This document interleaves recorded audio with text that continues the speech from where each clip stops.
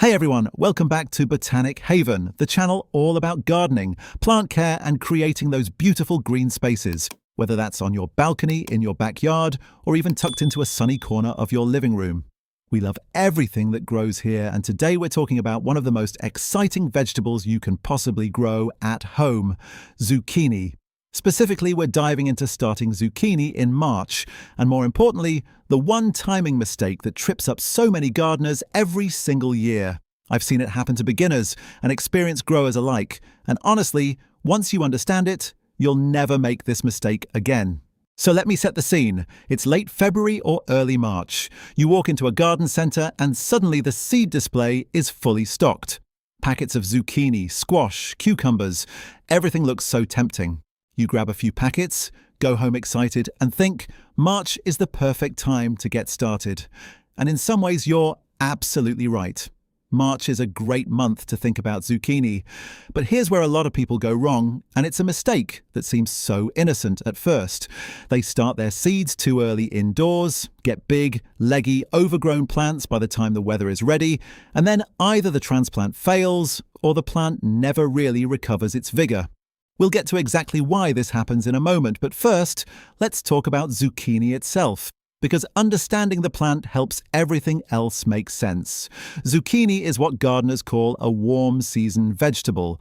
It absolutely does not tolerate frost, not even a light one. The moment temperatures dip below freezing, zucchini leaves turn to mush, stems collapse, and the whole plant is done. Gone. This is why timing matters so much, especially if you live in a place where spring comes gradually and the last frost date varies year to year. The plant is also surprisingly fast-growing once conditions are right. Under good warmth and sunshine, a zucchini seedling can go from a tiny sprout to a flowering plant in just a few weeks. This speed is part of what makes it so rewarding, and also part of what makes the timing mistake so easy to fall into. Now, I want to pause here for a second and ask you something. If this guide has helped you so far, write 1 in the comments. And if not, write 0. This way, I'll know which tips are most useful for your garden. It really helps me understand what you're looking for, and I love reading your feedback. It shapes what we talk about here on Botanic Haven. Okay, let's keep going because we've barely scratched the surface. Let me introduce you to someone named Oliver. Oliver is a home gardener in his mid-40s who has a lovely raised bed setup in his backyard. He's been growing tomatoes and herbs for years, but last spring he decided to try zucchini for the first time. He did what most people do. He looked up when to start zucchini indoors and found a range of answers. Some sources said 6 weeks before the last frost. Others said 4 weeks. A few said 2 to 3 weeks. Confused, Oliver decided to play it safe and started his seeds at the very beginning of March, thinking that more lead time was better. By the time his last frost date rolled around in mid-May, he had zucchini plants that were nearly 2 feet tall, with thick stems that had gotten a bit woody and roots that were circling desperately around the bottom of the small pots. When he transplanted them into the raised bed, they went into shock. A few recovered slowly, but they were weeks behind his neighbour's plants, which had been direct sown into the ground in late May and seemed to catch up and even surpass Oliver's indoor-started seedlings within a month. Oliver told me he felt robbed. He'd done everything right, or so he thought. The problem wasn't his care. The problem was that he gave his zucchini too much of a head start. And this is the core of what we're talking about today. Zucchini, unlike tomatoes or peppers, does not benefit from a long indoor growing period. Tomatoes, for instance, need 8 to 10 weeks indoors because they're slow to develop and need time to establish before they can handle outdoor conditions. Peppers need even longer, sometimes 12 weeks. But zucchini is a sprinter. It goes from seed to transplant ready in about 2 to 3 weeks under warm conditions. That's it. 2 or 3 weeks. If you started any earlier than that before your expected transplant date, you're setting yourself up for exactly what happened to Oliver. The official recommendation from most experienced vegetable gardeners is to start zucchini indoors no more than 2 to 4 weeks before you plan to transplant it outside. And you should only transplant it outside once nighttime temperatures are consistently above 50 degrees Fahrenheit, 10 degrees Celsius, and all risk of frost has passed. In most temperate climates, that window opens somewhere between late April and late May, depending on your region. So if you're in a zone where the last frost falls in mid-May, you'd ideally start your zucchini seeds indoors around late April, not in early March. Now I know what some of you are thinking, but I want to get a head start on the season. I want zucchini as early as possible. That's completely understandable, and there are ways to do that without making the classic early start mistake. One approach is to use season extenders outdoors, things like row covers, cold frames, or cloches, to protect young plants from late cold snaps. This way you can transplant a bit earlier than you normally would, while still only starting your seeds indoors 2 to 3 weeks ahead of time. You get the best of both worlds, an early harvest without the risk of overgrown, stressed transplants. Let me tell you about Daisy, who figured this out on her own after 2 seasons of frustration. Daisy has a small urban garden on the side of her house. Not a big space, maybe 10 feet by 12 feet. She loves growing zucchini but kept running into the same problem.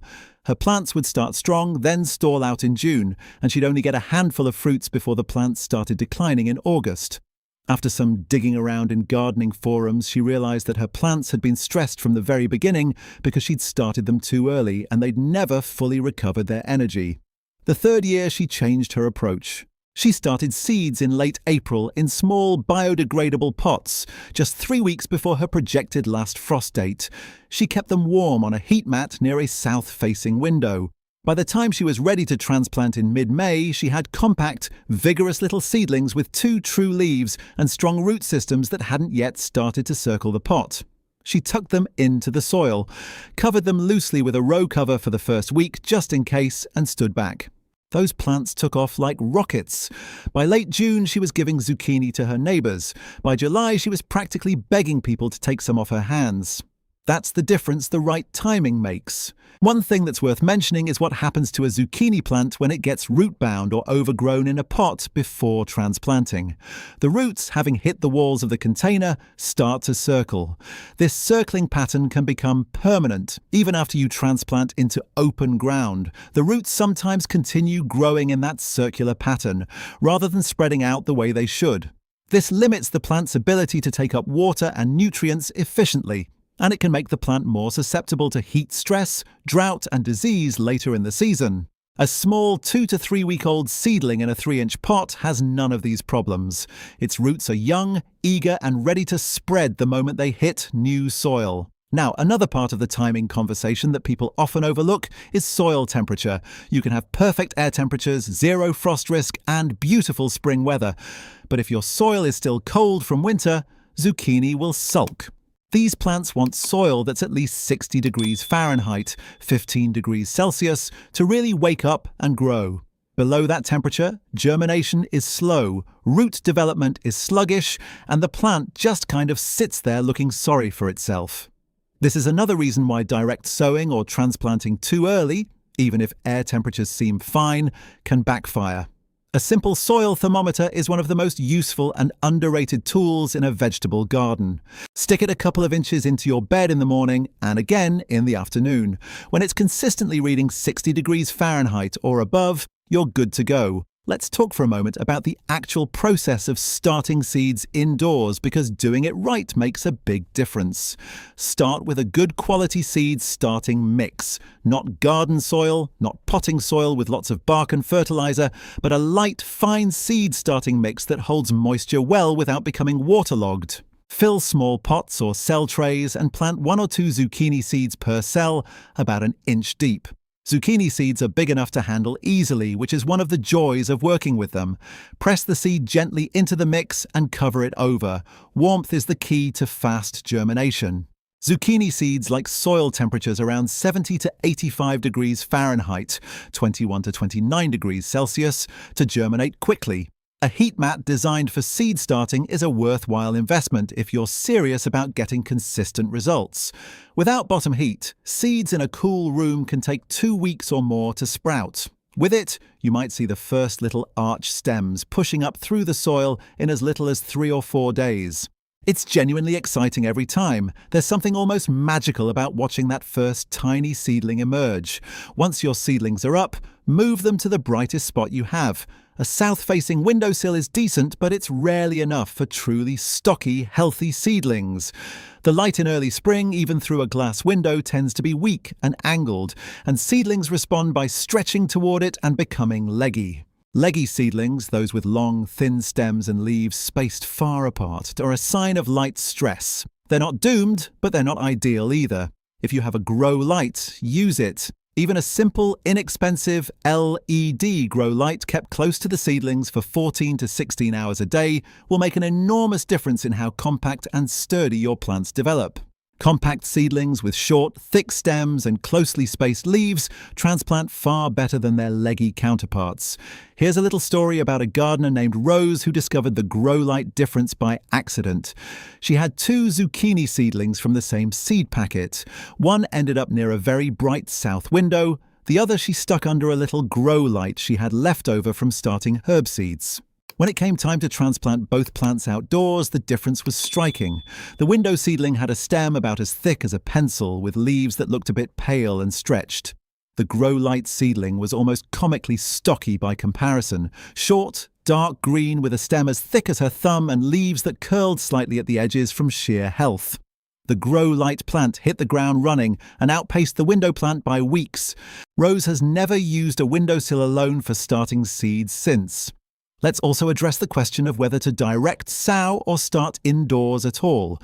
In warmer climates, say USDA zones 8 and above, direct sowing zucchini straight into the garden in spring is often the best approach.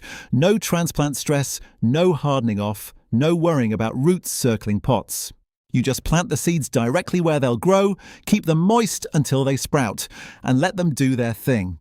In cooler climates where the growing season is shorter and every week counts, starting indoors for 2 to 3 weeks can give you a meaningful head start without the downsides of starting too early. Hardening off is a step that beginners often skip, and it's the cause of many a sad, wilted transplant. When you've been growing seedlings indoors in a controlled environment, warm, still air, no wind, no direct sun, and then suddenly plunk them into the outdoor garden, the shock can be severe.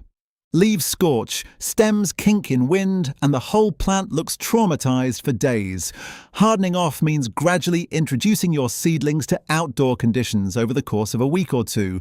Start by putting them outside in a sheltered, shady spot for just a couple of hours on the first day. Over the following days, gradually increase the time outdoors and slowly expose them to more sun and wind. By the end of 2 weeks, they should be spending full days outside without any stress. After that, they're ready to transplant. Lucas is a gardener I know who skipped this step completely his first year. He started his seeds indoors in late April, grew them for 3 weeks under a grow light, had beautiful compact plants, and then on a warm, sunny day in mid-May, he transplanted them directly into the garden and walked away feeling very pleased with himself. The next morning, every single plant looked like it had been hit by a car.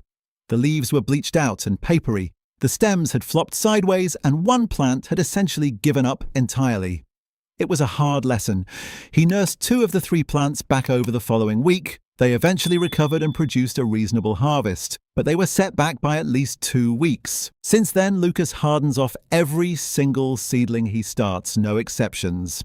Now let's think about spacing, because this is something that catches people off guard when they're new to growing zucchini. These plants are enormous. A single mature zucchini plant in full production can easily span 3 to 4 feet across. In a small garden, that's a significant amount of real estate. Many beginners plant 4 or 5 seedlings thinking they'll get more zucchini that way, only to find by midsummer that their entire garden is a sea of enormous scratchy leaves, with zucchini hiding underneath everywhere. 2 or 3 plants is genuinely plenty for a family of 4, and even 2 might have you scrambling for people to give vegetables to by August. Space them at least 2 to 3 feet apart, ideally more, and give them room to sprawl. Cramped plants have worse airflow, which leads to fungal issues, and they compete more intensely for water and nutrients. One of the loveliest things about zucchini once it's established and happy is how obviously it communicates with you. A well-watered, well-fed plant holds its big leaves up proudly, almost like it's showing off. A thirsty plant lets its leaves droop dramatically in the afternoon heat, but if you water it and check again the next morning, those leaves will be right back up. perky as ever. That's normal wilting from heat during the hottest part of the day, and it doesn't necessarily mean the plant is dry. Check the soil before watering. If it's still moist a couple of inches down, hold off. Overwatering is as much a problem as underwatering, especially in pots or raised beds with limited drainage. Feeding zucchini regularly once it's in the ground pays off enormously in terms of fruit production. A balanced fertilizer works well early on to support leaf and stem development. Once the plant starts flowering, usually around 4 to 6 weeks after transplanting, you can shift toward a fertilizer higher in phosphorus and potassium to support flowering and fruiting. Organic options like compost tea, fish emulsion, or a top dressing of well-rotted compost are all excellent choices that won't shock the plant the way synthetic fertilizers can if over-applied. Speaking of flowers, here's something that surprises a lot of first-time zucchini growers. The first flowers that appear are often all male. The plant sends out a wave of male flowers first, usually on long, thin stems, before the female flowers appear. Female flowers have a tiny, immature zucchini at the base. No pollination, no zucchini. This is completely normal plant behavior, and you don't need to panic when those first flowers appear and then drop off without producing fruit. Just be patient, keep the plant healthy, and the female flowers will arrive. If you're growing in an area with few pollinators, maybe a high-rise balcony or a very enclosed urban space, you might want to hand-pollinate. Take a small paintbrush or even a cotton swab. Pick up some pollen from the center of a male flower and transfer it to the center of a female flower. That's literally all there is to it. Many gardeners find this oddly satisfying. There's a whole community of people who've discovered that zucchini is the perfect gateway vegetable, the plant that turns casual gardeners into obsessive ones. It's responsive, fast, generous, and forgiving once you understand its rhythms. But that timing mistake at the start, the one we've been talking about all through this story, has derailed many a first-time grower before they even got to experience the joy of harvesting their first fruit. Starting too early? Getting overgrown leggy plants, having a rough transplant, it can make you think zucchini is hard. It isn't. It just needs to be started at the right time. My friend Ivy grew up helping her grandmother in the garden every summer, but she didn't start gardening on her own until she was in her 30s. When she finally got her own small plot, she started with zucchini because everyone told her it was easy. She started the seeds in early March, nearly 8 weeks before her last frost date. By the time she could safely put plants outside, she had these enormous, almost terrifying plants with yellowing lower leaves and roots growing out the drainage holes of their pots. She planted them out anyway, and they limped along all summer, producing only a handful of fruits. She thought she was a bad gardener. She wasn't. She had just made the most common timing mistake there is. The next year, she started 3 weeks before her transplant date, and by the end of June, she had more zucchini than she knew what to do with. She sent me a photo, a colander absolutely overflowing with green and yellow zucchini, with the caption, "I think I finally understand now." That's what the right timing does. So let's wrap up with a simple, practical timeline you can follow. If your last average frost date is in early May, start seeds indoors in mid to late April. If your last frost is in mid-May, start seeds in late April or very early May. If you're in a warm enough zone to direct sow, wait until soil temperatures are reliably above 60 degrees Fahrenheit and plant straight into the garden. Once plants are in the ground, keep the soil consistently moist but not soggy. Feed every 2 weeks once flowering begins. Watch for pests like squash vine borers or aphids and harvest fruits when they're small to medium in size. Around 6 to 8 inches long is ideal for flavor and tenderness. Don't let zucchini grow to baseball bat proportions, as tempting as it is to see how big they'll get. Large fruits are seedy, tough, and they signal to the plant to stop producing new ones. Growing zucchini should be one of the highlights of your gardening season, a reliable, rewarding crop that gives back generously when you treat it right. March is a great time to be thinking about all of this, to be planning, ordering seeds, checking your soil temperature kit, and getting your grow lights set up. Just remember, don't jump the gun on starting those seeds. A couple of extra weeks of patience at the beginning of the season pays dividends for the entire summer. Start at the right time, harden off properly, give your plants space and sun and consistent water, and zucchini will do the rest. Thanks so much for spending this time with us here at Botanic Haven. Happy growing, and we'll see you in the next one. One last thing I want to mention before we say goodbye, and it's something that doesn't get talked about enough: the importance of keeping a simple garden journal. It doesn't have to be fancy. A cheap notebook or even the Notes app on your phone will do. Every year, jot down when you started your seeds, when you transplanted, what the weather was like, how the plants performed, and what you'd do differently next time. Gardening is such a personal, location-specific practice that no article or video can fully account for your exact climate, your specific soil, your particular microclimate. But you can. Over a few seasons, your own notes become the most valuable gardening resource you have. You'll start to notice patterns, that your last frost always seems to come a bit later than the official zone chart suggests, or that your raised beds warm up faster than the ground, or that your zucchini always seems to slow down in August when the aphids arrive.